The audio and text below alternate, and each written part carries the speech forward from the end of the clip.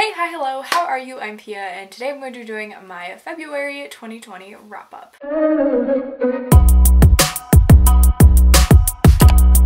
In the month of February, I have no idea how many books I read. I want to say like 6. I read 7 books. I'm kind of having a slow reading pace lately. Like always, I'm gonna go in order of from when I read them. The first book I read, I listened to on audio, and that was Supernova, the 3rd book in the Renegade series. This is by Marissa Meyer. This was obviously the last book in a series, and I've been really enjoying the Renegades books. However, I felt like this conclusion was a little lackluster, and I felt like it was just kind of a lot of the same and very boring, and obviously like everything had led up to this point, or I wasn't as interested as I was in the other books. I ended up giving this 3 out of 5 stars, and today's emoji book rating is going to be the tree. I don't know why.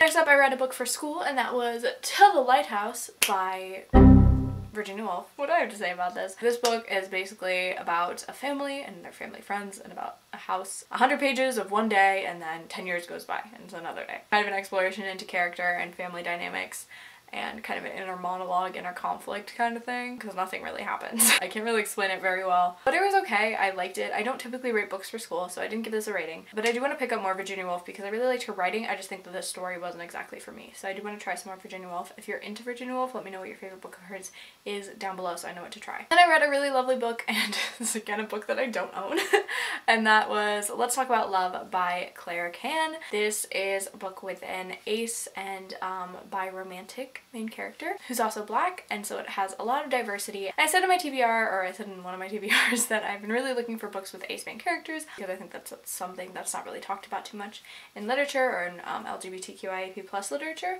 So I really appreciated that, and I really liked this love story. It was fun, it was exciting, it was so lovely, and I really liked the deeper discussion. The main character has just gone through a breakup, and she kind of has to realize who she is and how she wants to label herself and whether or not she wants labels and how she can explain that to other people. I really liked the discussion of it. I liked how she described asexuality, and I felt like it was very accurate and very well put, and also about like finding yourself and coming of age and realizing you may change your career path when you go to college. Really like this book. I gave it 4 out of 5 stars. It was a lot of fun and I recommend it. Then I read The Goldfinch by Donna Tartt, or I should say that I finished The Goldfinch because I started this in August. I got about halfway through this September and then put it down for whatever reason, but I ended up finishing it this month and I really enjoyed it. I love this book. It's such an interesting story and one that I would never think of. It's about a stolen painting, a guy, and it follows kind of his childhood as he just lost his mom and he has no other family, his friendships, his relationships, and things like that. And then it's 8 years later and it's about his adulthood and following him, how he's reconnecting with people and how his life has changed. I love these characters so much because they're all super morally gray and they're very dynamic characters. They also work really well together, are able to feel really real because they have so many complexities. I think that the symbolism is here and beautiful, and just the general themes about love and circumstance are really powerful, and I really enjoyed the ending of this. It's not, you know, tied up in a neat bow. I was talking to my mom about this because she read this. She's like, oh, but the ending, and I was like, it wouldn't have felt right if this ended and it was all like they all lived happily ever after. That wouldn't make any sense to Donna Tartt's book. I gave it 4 out of 5 stars. It's an amazing literary fiction. The next book I have is a DNF. I feel like I have a DNF every month, and I don't know what that says about me. I DNF'd 3 Dark Crowns by Kendara Blake. This is a story about triplets who have different powers and they're kind of vying for the throne because they all basically have to kill each other. So it's a series, and I thought I was really gonna like this book. I was listening to the audiobook of this because I tried physically reading it, but I thought it was a little dull, so I wanted to read it on audio. And I got like, I want to say like 50-60% into this, and I could not tell you which character was which, who had what power, what the frick was going on. And I was like, if I can't understand the book after giving it like half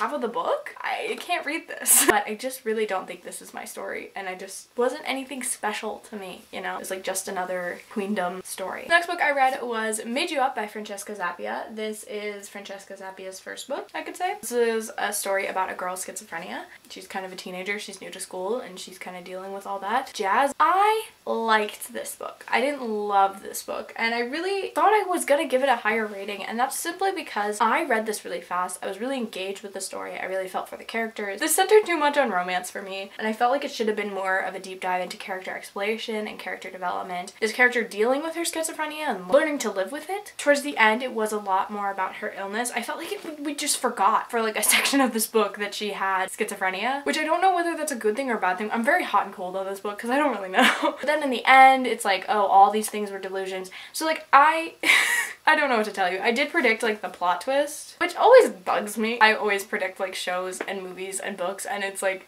it's frustrating. I need people to surprise me these days. Like, I'm like, oh yeah, so that's not real. Like, bitch thought she was a plot twist. People are constantly asking me, what's it like to be a sex offender? It's like, nah. If you're looking for like a good mental health book that talks about schizophrenia, like I don't think you're gonna find that here, because it's kind of a lot of romance. And like, if that's what you're looking for, have fun. I gave this a 3 out of 5 stars because it was enjoyable. It like wasn't a bad book, it just like wasn't what I wanted. Last book I read, I listened to on audio, and this was another book that I was hoping to read this year, or on my top 20 to read in 2020, and that was Always and Forever, Laura Jean. I also think I pulled this out of my TBR drawer. No, I'm wrong. Never mind. 3 Dark Crowns was for my TBR drawer. So I read this. It's the last book in the Laura Jean series. This is the finale, and I really enjoyed it. I thought that this one had a lot more character development than we've seen in the other books. I really liked how the characters have grown, and I really liked seeing kind of the struggles of being a senior.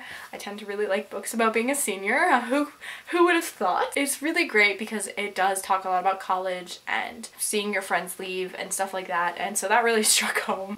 You know, not everyone gets into their top choice, not everyone's gonna go away to college together, and I gave this 3 out of 5 stars. I've given the other books in the series 4 out of 5 stars, and this is not to say that it's worse than any of the other books. In fact, I actually think P.S. I Still Love You might be my least favorite in the series. I think I was just generally giving them more stars because I rate things differently now. I guess I'm a little more critical. So I give this 3 stars. It's fluffy, it's fun, it's your favorite characters, it's your favorite moments, it's sweet. It's a good book, and it's a fun series that I think I would revisit. Anyway guys, that is all for this video. Those are all the books that I read in, I was about to say March, in February. I hope you enjoyed it. Make sure to give it a thumbs up, like, comment, subscribe, do all of the things, and I will see you in my next video.